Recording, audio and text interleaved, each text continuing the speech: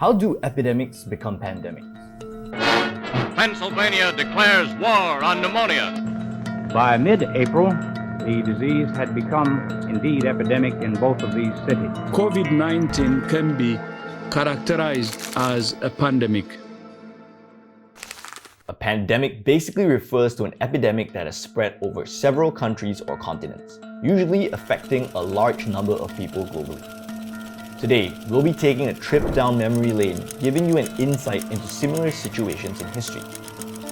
Our journey begins with the Black Death, an event in 1347 that's commonly known as the Great Plague. This was the most devastating pandemic recorded in human history, resulting in the deaths of an estimated 75 to 200 million people in Eurasia. The Black Death is a result of a tiny bacteria known as Yersinia pestis.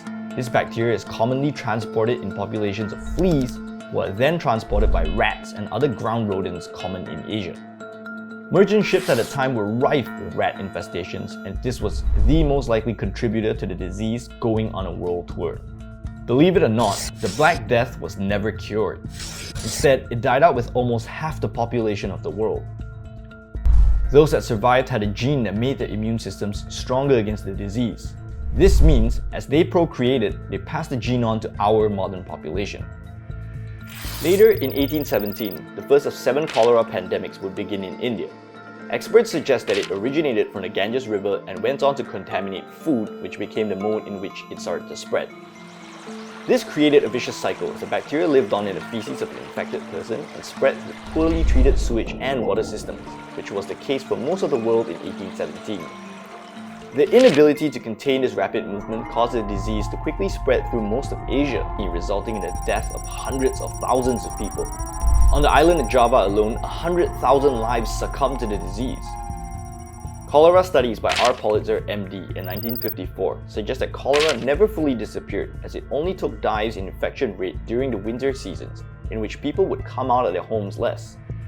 He also infers that this led to each resurgence of the disease over the course of history.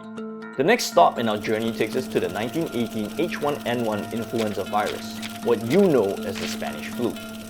It infected a third of the world's population and killed more than 50 million people across the planet. This pandemic did not, as many people believe, originate in Spain. The Spanish flu began its rise in the later years of World War I. As wars would have it, and governments too, censorship was prevalent as nations fought to maintain morale. However, the press in neutral Spain were free to publish reports of the illness, which resulted in people falsely believing that the disease was specific only to Spain.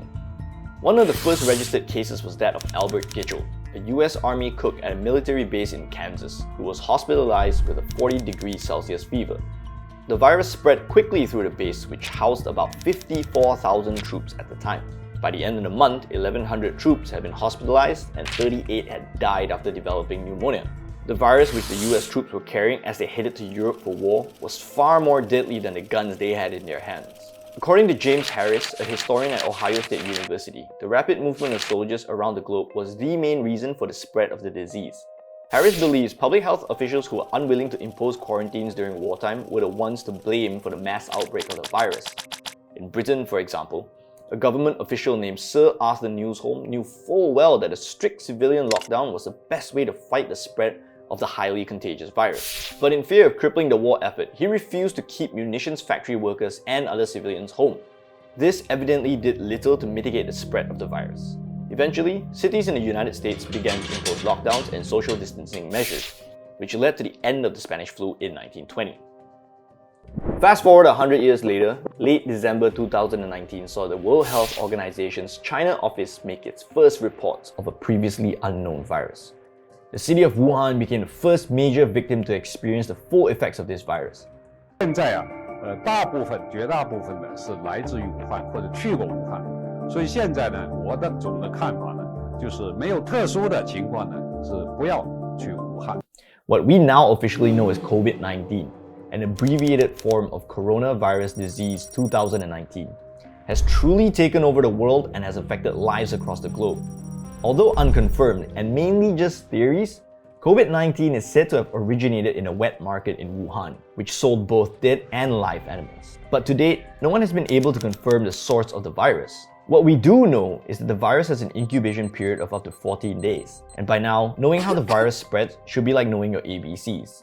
According to an article by Nina Strolik and Riley D. Champine in the National Geographic, the rise of globalization, urbanization, and larger, more densely populated cities can facilitate a virus's spread across a continent in a matter of hours. Before the world went into a global quarantine, according to FlightRadar24.com, there was an average of 102,000 flights each day across the globe. Each plane can seat a minimum of 150 people. Taking half that number at 75 passengers a plane, that's well over 7 million travelers each day. So how did we go from this amount of cases in Malaysia to this? Malaysian authorities have identified a man, patient 26, as being the spark to our second wave. Plus, an unrelated gathering of 16,000 people with attendees from Thailand, Brunei, and even Singapore. The gathering is now linked to about 62% of positive cases here in Malaysia. Due to the rise in number of cases, the government implemented a movement control order on the 18th of March 2020 as a preventive measure to mitigate the transmission of the virus. Kerajaan memutuskan untuk melaksanakan perintah kawalan pergerakan. To enforce this prohibition, all houses of worship, schools, and businesses were to be closed, except those providing essential services like food and groceries. Traveling out of the country or state was also restricted to further restrict not the movements of people, but more the movements of the virus. A brief look at similar events in history indicates that social distancing and self-isolation are definitely key contributors to stopping the spread of a disease. The severe winters of the cholera outbreak ensured people stayed home and self-isolated. The lockdowns implemented during the Spanish flu led to the end of that horrific period. So if you're going to complain about having to stay home, the choice is really simple: your couch or the hospital bed.